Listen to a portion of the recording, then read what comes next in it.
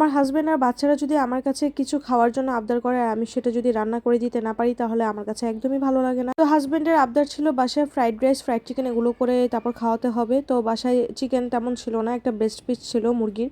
তো ভাবলাম যে চিলি চিকেনই রান্না করি। আর এটার জন্য আমি যেই ব্রেস্ট পিসটা ছিল সেটাকে আমি ছোট ছোট করে কেটে ওটার মধ্যে কর্নফ্লাওয়ার, ডিম, তারপর সয়া সস, লবণ এগুলো দিয়ে ভালো মতো মিক্স করে তারপর হচ্ছে তেলের মধ্যে আমি এই মাংসগুলো ফ্রাই করে নিব।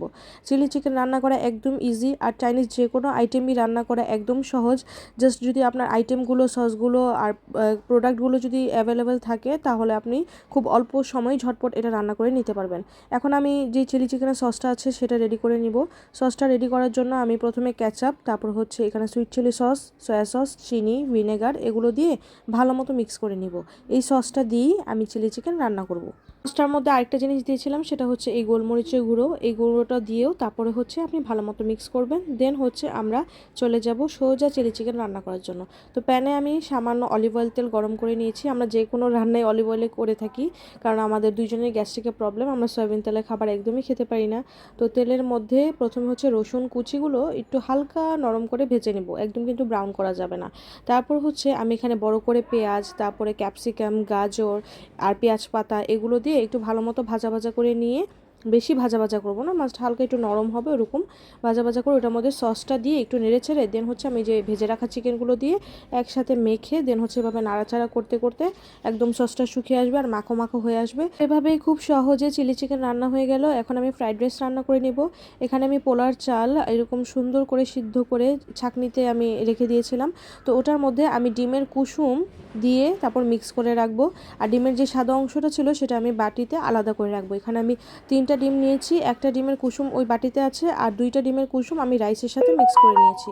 আর এখানে আমি প্যানের মধ্যে বাটার দিয়ে আর একটু সামান্য অলিভ অয়েল দিয়ে যে ভেজিটেবলগুলো ছিল সেই ভেজিটেবলগুলো দিয়ে লবণ দিয়ে ভেজিটেবল ধোয়ার যে পানিটা ছিল না, মানে যেটা ভেজিটেবলের সাথে লেগেছিল সেই পানিটার মধ্যে আর কি ঢেকে ঢেকে একটু সিদ্ধ হবে। মানে চাইনিজ আইটেমগুলোতে হয় কি ভেজিটেবলগুলো একদম কাঁচাও থাকে না আবার একদম সিদ্ধও থাকে না, হালকা একটু কচকচ করে ওরকম সিদ্ধ থাকে।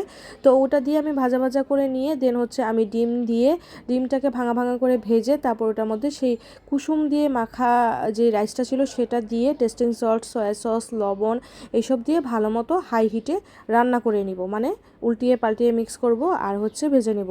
হয়ে গেল আমার সহজ রান্না ভেজিটেবল ফ্রাইড রাইস। এখন রান্না করব খুব সহজ ভেজিটেবল কারি। প্রথমে আমি বাটার মেল্ট করে নিলাম, তারপর আমি এটার মধ্যে রসুন, পেঁয়াজ আর মরিচ কুচি দিয়ে হালকা একটু নেড়ে চেড়ে নিব।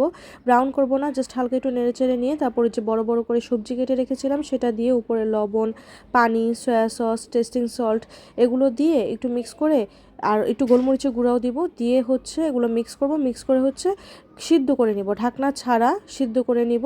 মানে একটু কচকচ করবে, একদম বেশি নরমও হয়ে যাবে না আবার কাঁচা কাঁচাও থাকবে না। তারপর যখন হালকা একটু সিদ্ধ আমার যখন মনে হবে সিদ্ধ হয়ে গেছে তখন হচ্ছে কর্নফ্লাওয়ার দিয়ে মিক্স করে দেন হচ্ছে আর একটু ফুটিয়ে নিব। দেন হয়ে গেল আমার খুব সহজ ভেজিটেবল কারি। এই ছিল আজকে আমার চাইনিজ রান্না, খুব সহজেই। যদি আপনাদের ভালো লেগে থাকে আপনারাও ট্রাই করবেন। আর আমার ভিডিও ভালো লেগে থাকলে লাইক, কমেন্ট, শেয়ার করবেন। তো আজকে আমরা অনেক এনজয় করে আমরা ডিনারটা করেছিলাম।